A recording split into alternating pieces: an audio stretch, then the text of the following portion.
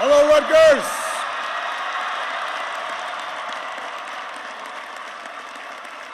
Are you rah-rah? Thank you so much. Thank you, everybody. Please have a seat. Thank you, President Barchi, for that introduction. Let me congratulate my extraordinarily worthy fellow honorary Scarlet Knights, Dr.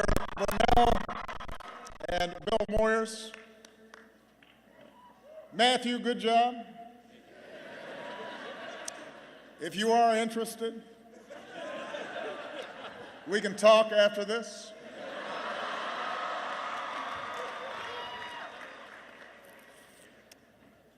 One of the perks of my job is honorary degrees. But I have to tell you, it impresses nobody in my house. Now Malia and Sasha just say, okay, Dr. Dad, we'll see you later. Can we have some money?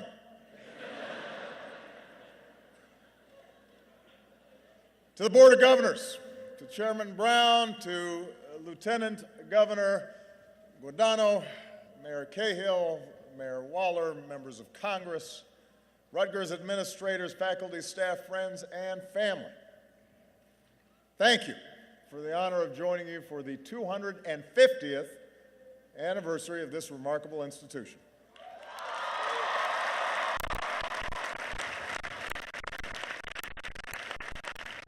But most of all, congratulations to the class of 2016.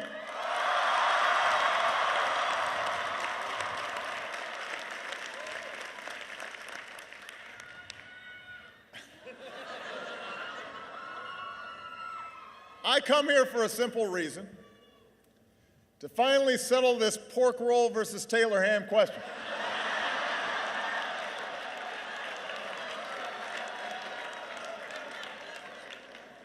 I'm just kidding. There's not much that I'm afraid to take on in my final year of office, but I know better than to get in the middle of that debate. The truth is, Rutgers, I came here because you asked. Now, it's true that a lot of schools invite me to their commencement every year, but you are the first to launch a 3-year campaign. Emails, letters, tweets, YouTube videos. I even got 3 notes from the grandmother of your student body president. And I have to say, that really sealed the deal. That was smart because I have a soft spot for grandmas. So I'm here off exit 9 on the banks of the old Raritan at the site of one of the original 9 colonial colleges. Winners of the first ever college football game. One of the newest members of the Big Ten. Home of what I understand to be a grease truck for a fat sandwich.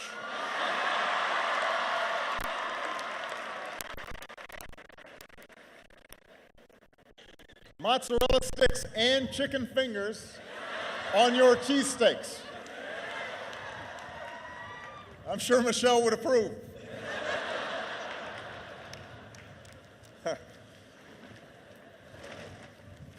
But somehow, you have survived such death-defying acts.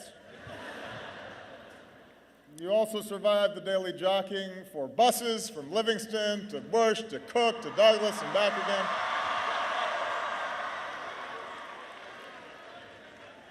I suspect that a few of you are trying to survive this afternoon after a late night at Old Queen's. You know who you are.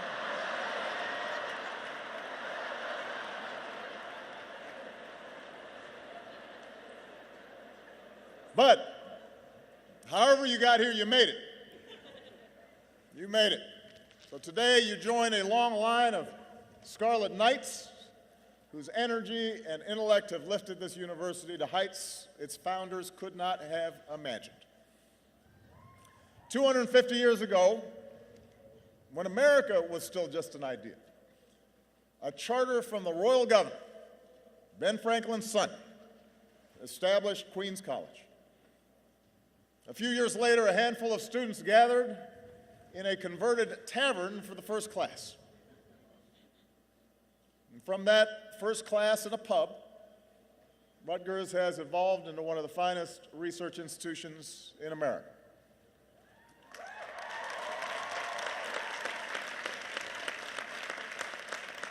So there's a place where you 3D print prosthetic hands for children and devise rooftop wind arrays that can power entire office buildings with clean, renewable energy. Every day, tens of thousands of students come here to this intellectual melting pot, where ideas and cultures flow together among what might just be America's most diverse student body.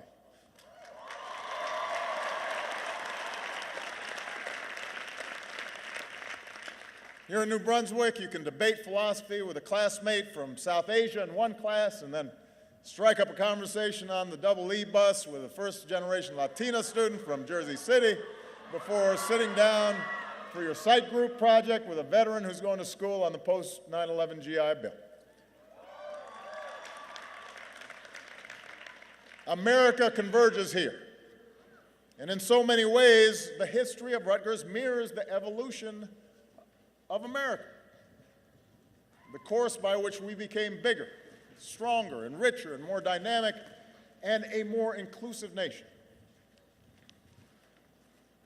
But America's progress has never been smooth or steady.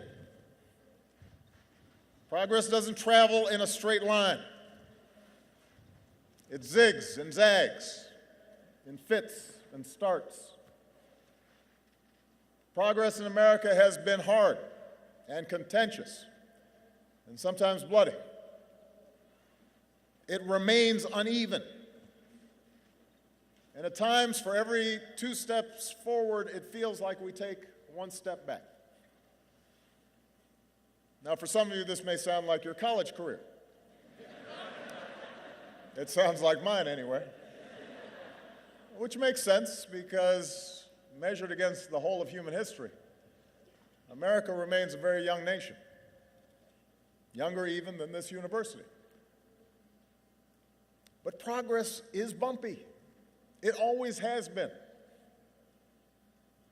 But because of dreamers and innovators and strivers and activists, progress has been this nation's hallmark. I'm fond of quoting Dr. Martin Luther King Jr., who said, "The arc of the moral universe is long, but it bends towards justice." It bends towards justice. I believe that. But I also believe that the arc of our nation, the arc of the world, does not bend towards justice or freedom or equality or prosperity on its own. It depends on us, on the choices we make, particularly at certain inflection points in history, particularly when big changes are happening and everything seems up for grabs. In class of 2016, you are graduating at such an inflection point. Since the start of this new millennium, you've already witnessed horrific terrorist attacks and war and a great recession. You've seen economic and technological and cultural shifts that are profoundly altering how we work and how we communicate, how we live, how we form families. The pace of change is not subsiding. It is accelerating. And these changes offer not only great opportunity, but also great peril. Fortunately, your generation has everything it takes to lead this country toward a brighter future. I'm confident that you can make the right choices away from fear and division and paralysis and toward cooperation and innovation and hope.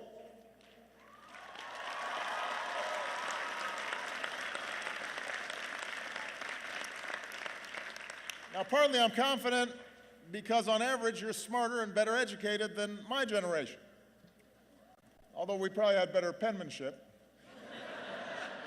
and we're certainly better spellers.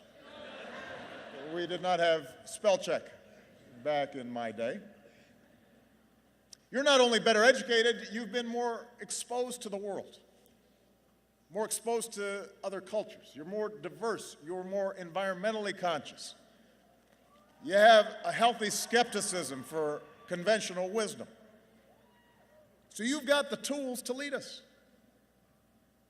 And precisely because I have so much confidence in you, I'm not going to spend the remainder of my time telling you exactly how you're going to make the world better. You'll figure it out.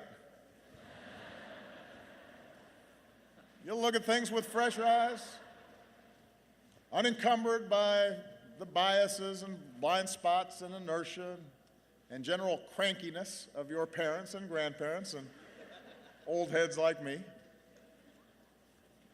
But I do have a couple of suggestions that you may find useful as you go out there and conquer the world. Point number one. When you hear someone longing for the good old days, take it with a grain of salt. Take it with a grain of salt. We live in a great nation, and we are rightly proud of our history. We are beneficiaries of the labor and the grit and the courage of generations who came before. But I guess it's part of human nature, especially in times of change and uncertainty, to want to look backwards and long for some imaginary past when everything worked and the economy hummed and all politicians were wise and every child was well-mannered and America pretty much did whatever it wanted around the world. Guess what? It ain't so. The good old days weren't all that good. Yes, there have been some stretches in our history where the economy grew much faster, or when government ran more smoothly. There were moments when, immediately after World War II, for example, or at the end of the Cold War, when the world bent more easily to our will. But those are sporadic, those moments, those episodes. In fact, by almost every measure, America is better and the world is better than it was 50 years ago, or 30 years ago, or even 8 years ago.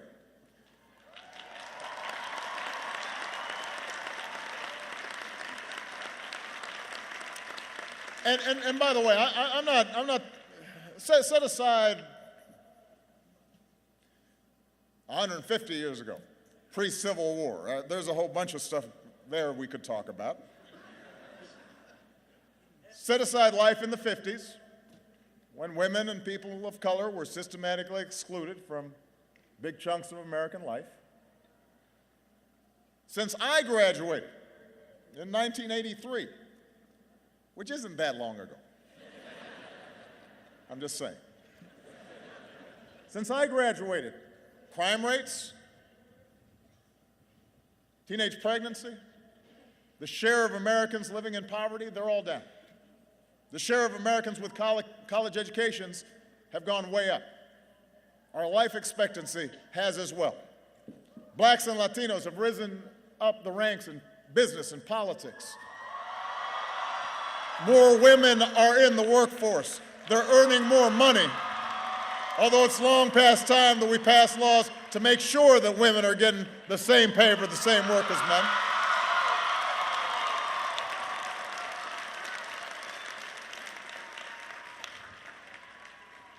Meanwhile, in the 8 years since most of you started high school, we're also better off. You and your fellow graduates are entering the job market with better prospects than any time since 2007. 20 million more Americans know the financial security of health insurance. We're less dependent on foreign oil. We've doubled the production of clean energy. We have cut the high school dropout rate. We've cut the deficit by 2/3. Marriage equality is the law of the land.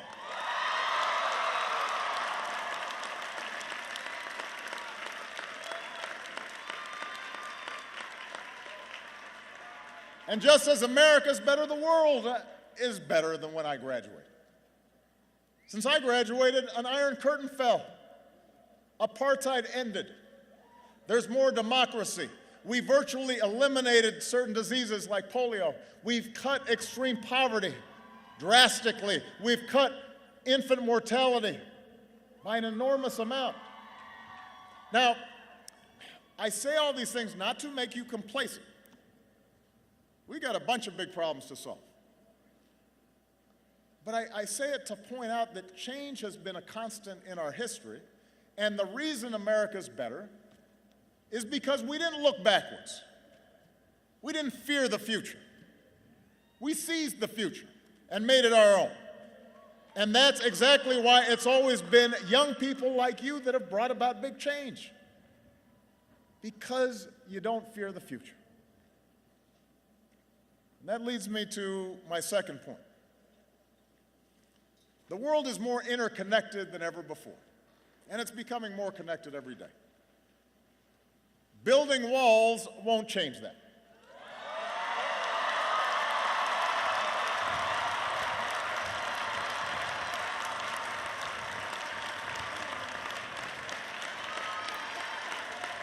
Look, as president, my first responsibility is always the security and prosperity of the United States. And as citizens, we all rightly put our country first.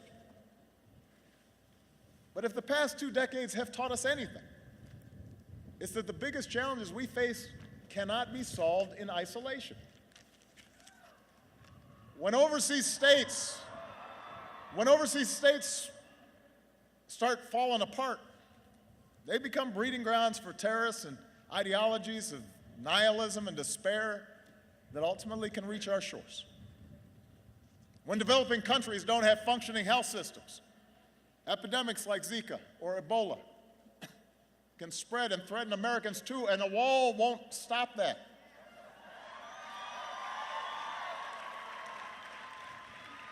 If we want to close loopholes that allow large corporations and wealthy individuals to avoid paying their fair share of taxes, we've got to have the cooperation of other countries in a global financial system to help enforce financial laws. The point is, to help ourselves, we got to help others. Not pull up the drawbridge and try to keep the world out. And engagement does not just mean deploying our military. There are times where we must take military action to protect ourselves and our allies. And we are in awe of, and we are grateful for the men and women who make up the finest fighting force the world has ever known.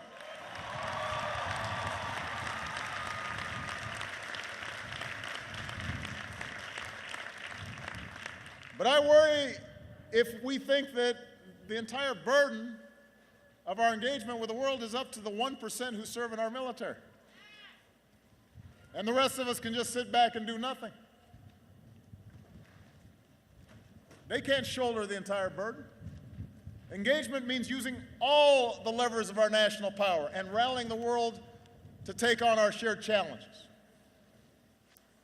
You look at something like trade, for example. We live in an age of global supply chains and cargo ships that crisscross oceans and online commerce that can render borders obsolete. And a lot of folks have legitimate concerns with the way globalization has progressed. That's one of the changes that's been taking place. Jobs shipped overseas, trade deals that sometimes put workers and businesses at a disadvantage. But the answer isn't to stop trading with other countries. In this global economy, that's not even possible. The answer is to do trade the right way by negotiating with other countries so that they raise their labor standards and their environmental standards. And we make sure they don't impose unfair tariffs on American goods or steal American intellectual property. That's how we make sure that international rules are consistent with our values including human rights. And ultimately, that's how we help raise wages here in America. That's how we help our workers compete on a level playing field. Building walls won't do that. It won't boost our economy, and it won't enhance our security either. Isolating or disparaging Muslims, suggesting that they should be treated differently when it comes to entering this country, that is not just a betrayal of our values.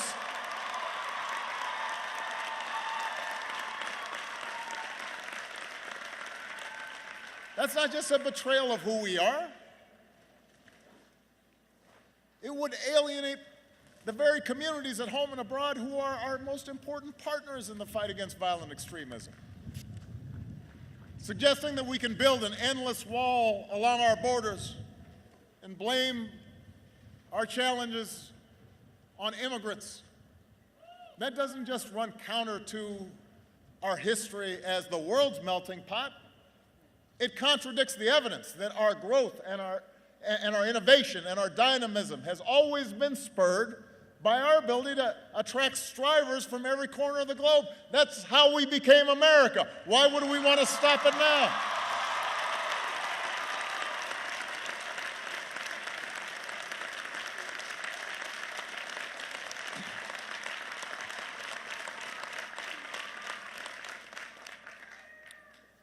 Can't do it. Which brings me to my third point. Facts, evidence, reason, logic, an understanding of science, these are good things. These are qualities you want in people making policy. These are qualities you want to continue to cultivate in yourselves as citizens.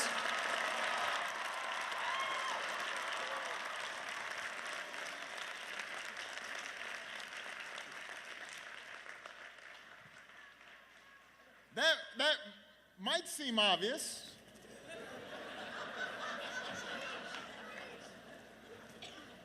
That's why we honor Bill Moyers or Dr. Burnell.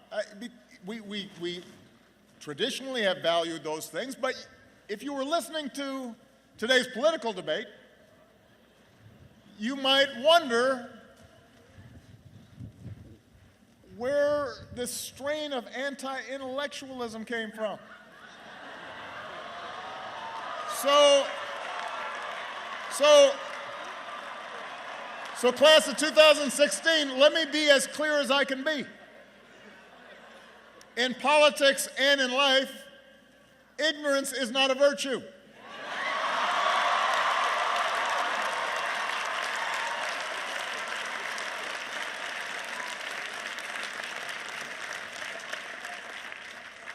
It's not cool to not know what you're talking about.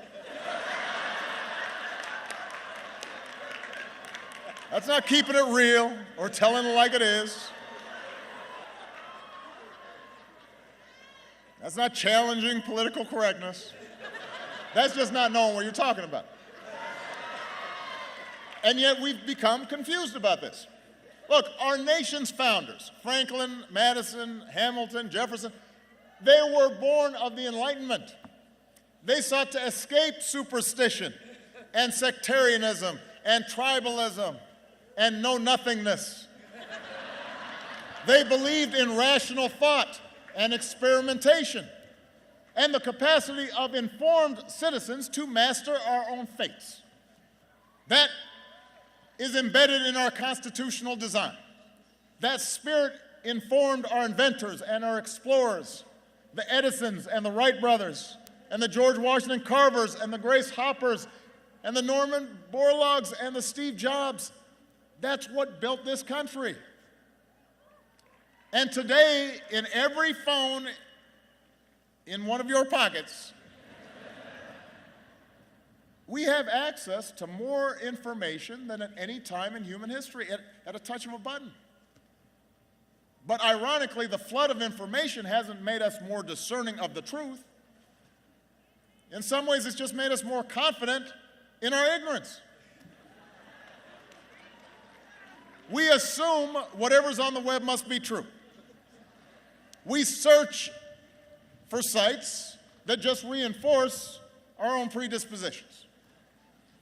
Opinions masquerade as facts. The wildest conspiracy theories are taken for gospel. Now understand, I am sure you've learned during your years of college, and if not, you will learn soon, that there are a whole lot of folks who are book smart and have no common sense. That's the truth. You'll meet them if you haven't already.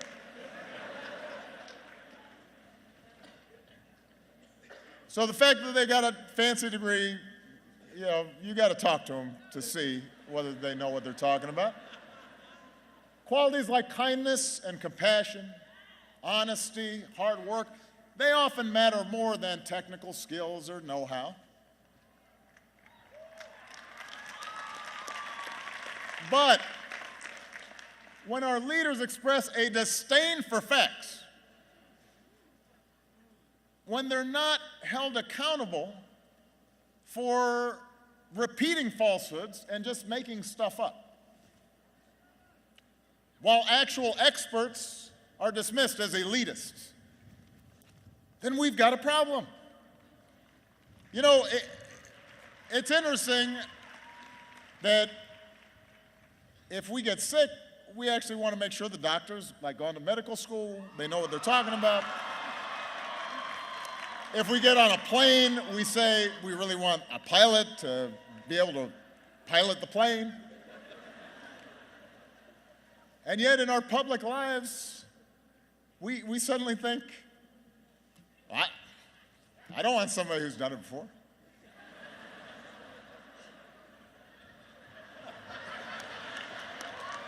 Look, the rejection of facts, the rejection of reason and science, that is the path to decline.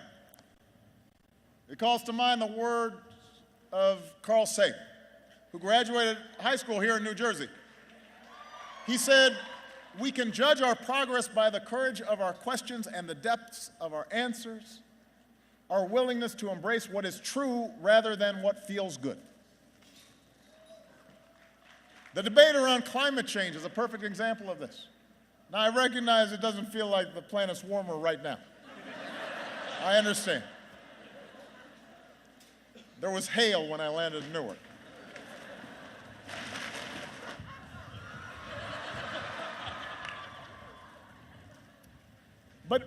But think about the climate change issue. Every day, there are officials in high office with responsibilities who mock the overwhelming consensus of the world's scientists that human activities and the release of carbon dioxide and methane and other substances are altering our climate in profound and dangerous ways.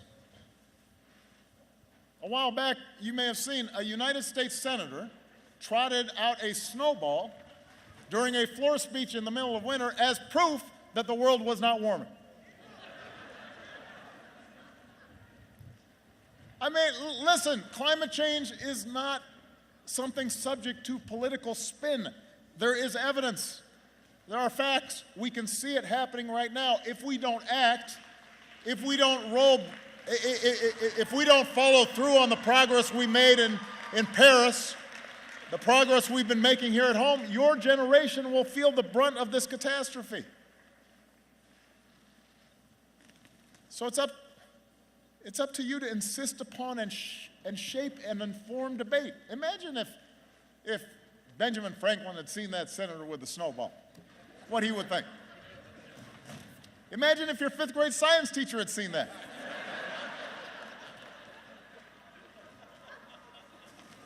He'd get a D. And he's a senator. Look, I'm not suggesting that cold analysis and hard data are ultimately more important in life than passion or faith or love or loyalty. I am suggesting that those highest expressions of our humanity can only flourish when our economy functions well. And proposed budgets add up, and our environment is protected. And to accomplish those things, to make collective decisions on behalf of a common good, we have to use our heads. We have to agree that facts and evidence matter. And we got to hold our leaders and ourselves accountable to know what the heck they're talking about. All right. I only have 2 more points. I know it's getting cold and you guys have to graduate. Point 4, have faith in democracy. Look, I know it's not always pretty. I know. I've been living it. But it's how, bit by bit, generation by generation, we have made progress in this nation.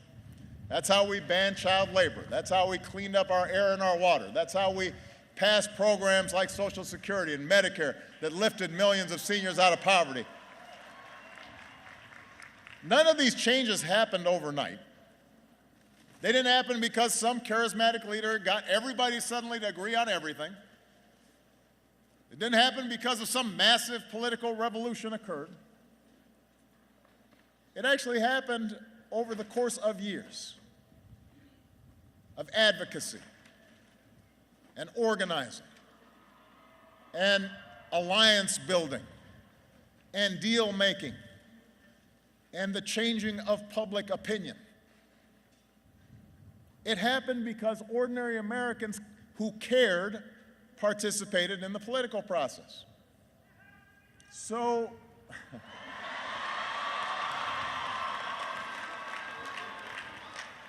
well, that's nice. I mean, I helped, but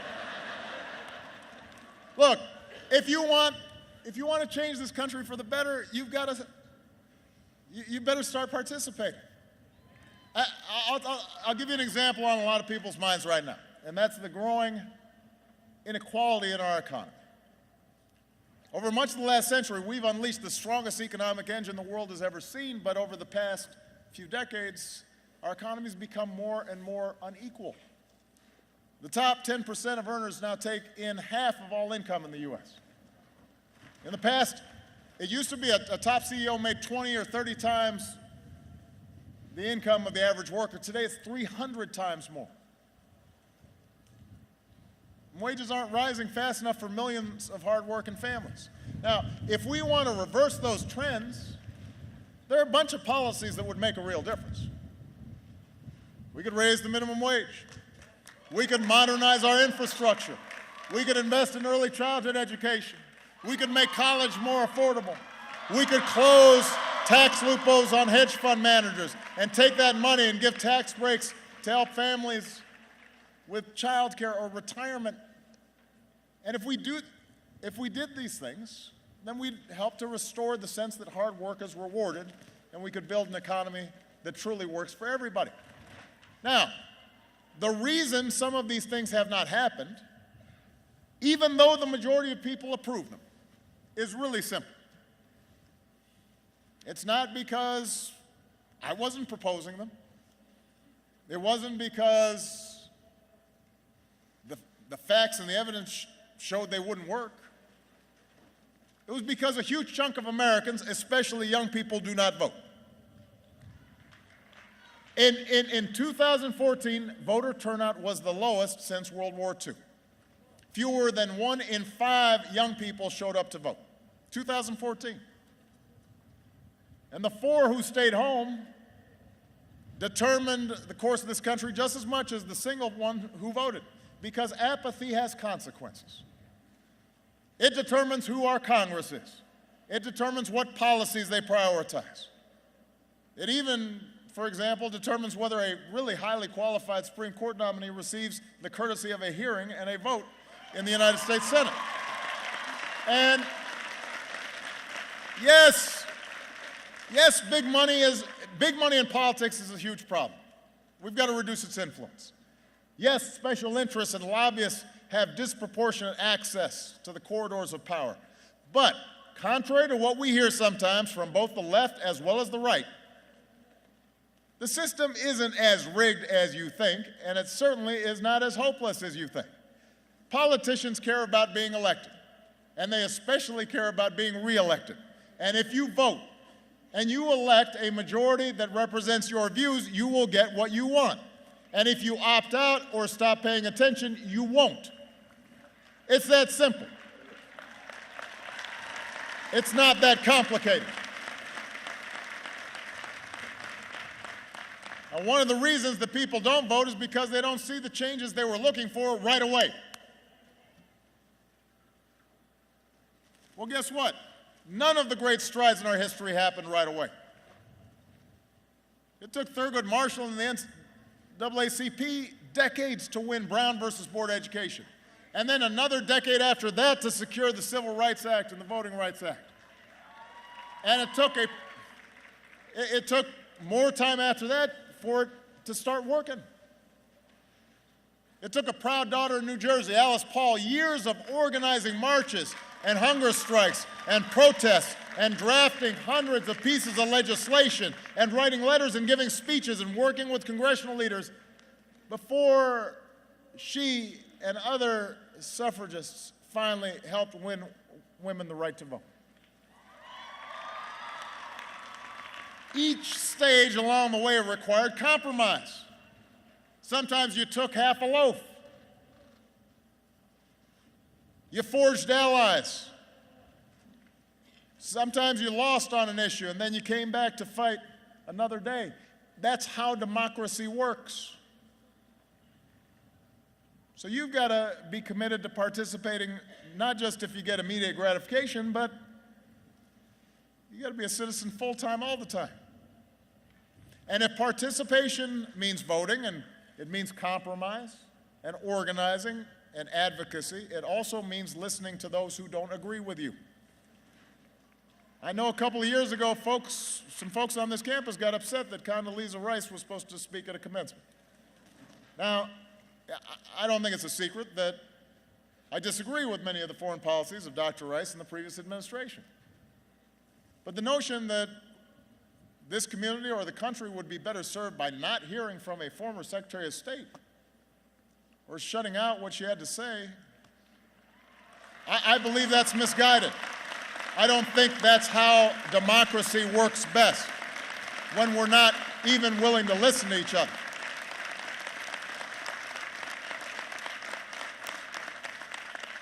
I believe that's misguided. If you disagree with somebody, bring them in and ask them tough questions. Hold their feet to the fire. Make them defend their positions. If somebody's got a bad or offensive idea, prove it wrong. Engage it, debate it, stand up for what you believe in. Don't be scared to take somebody on. Don't feel like you got to shut your ears off because you're too fragile and somebody might offend your sensibilities. Go at them if they're not making any sense. Use your logic and reason and words. And by doing so, you'll strengthen your own position. And you'll hone your arguments. And maybe you'll learn something and realize you don't know everything. And you may have a new understanding, not only about what your opponents believe, but maybe what you believe. Either way, you win. And more importantly, our democracy wins. So, anyway, I know, all right. That's it, class of 2016. A few suggestions on how you can change the world. Except maybe I've got one last suggestion, just one. And that is, gear yourself for the long haul. Whatever path you choose, business, nonprofits, government, education, healthcare, the arts, whatever it is, you're going to have some setbacks. You will deal occasionally with foolish people. You will be frustrated. You'll have a boss that's not great. You won't always get everything you want, at least not as fast as you want it. So you have to stick with it. You have to be persistent. And success, however small, however incomplete, success is still success, I always tell my daughters, better is good. It may not be perfect, it may not be great, but it's good. That's how progress happens in societies and in our own lives. So don't lose hope if sometimes you hit a roadblock. Don't lose hope in the face of naysayers.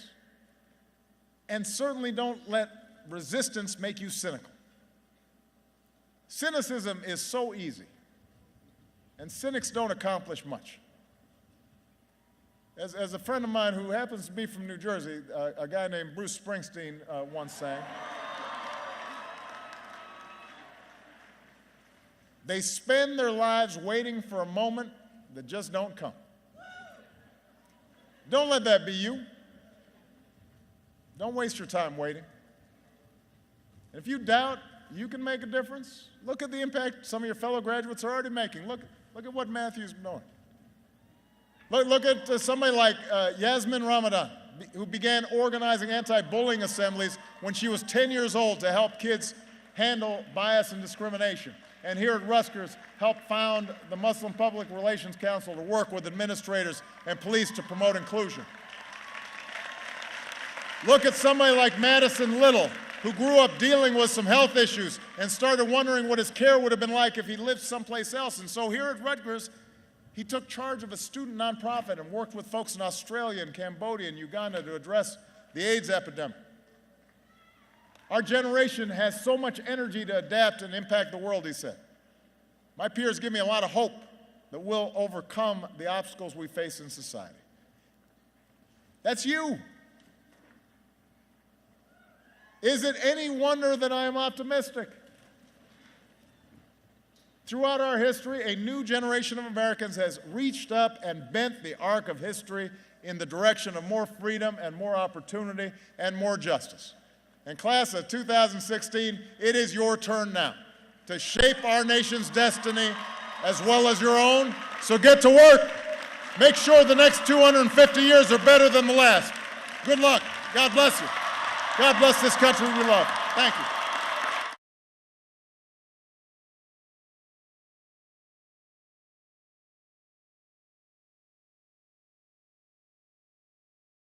Hello, Rutgers.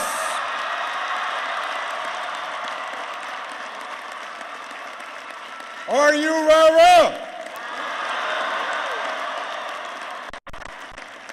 Thank you so much. Thank you, everybody.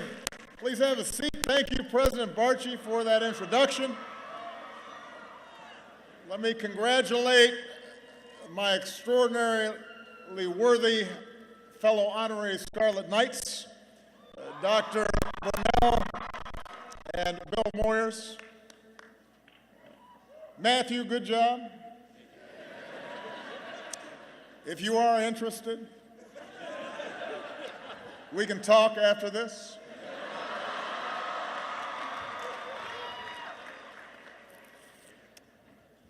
One of the perks of my job is honorary degrees. 2016.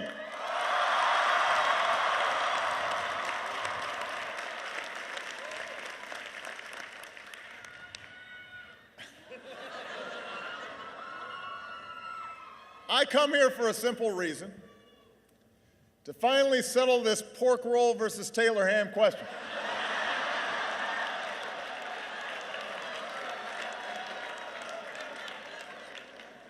I'm just kidding.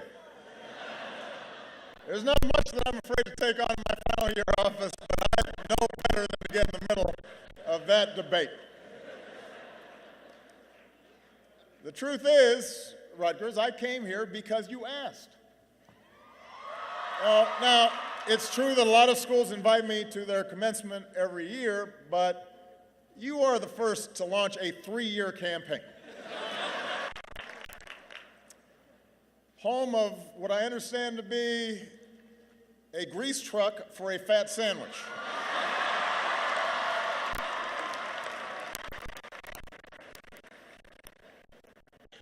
Mozzarella sticks and chicken fingers on your cheesesteaks. I'm sure Michelle would approve.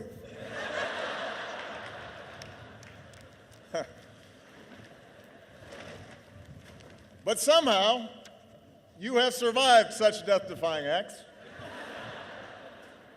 You also survived the daily jockeying for buses from Livingston to Bush to Cook to Douglas and back again.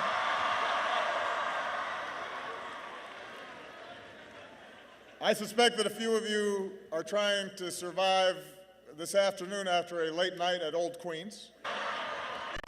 Emails, letters, tweets, YouTube videos.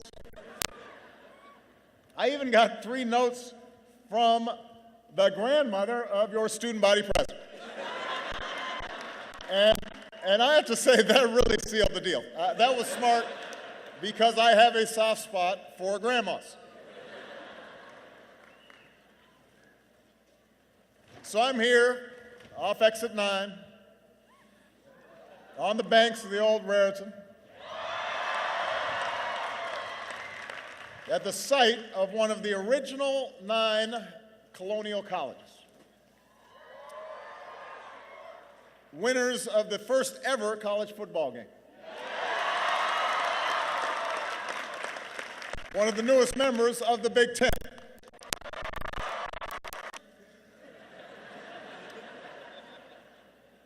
But I have to tell you, it impresses nobody in my house. Now Malia and Sasha just say, okay, Dr. Dad, we'll see you later. Can we have some money?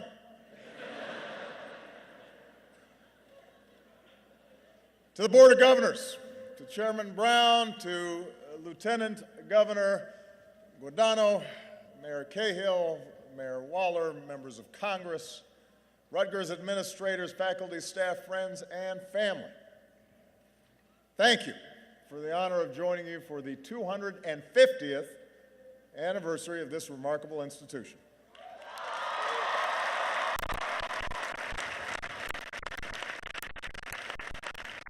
But most of all, congratulations to the class of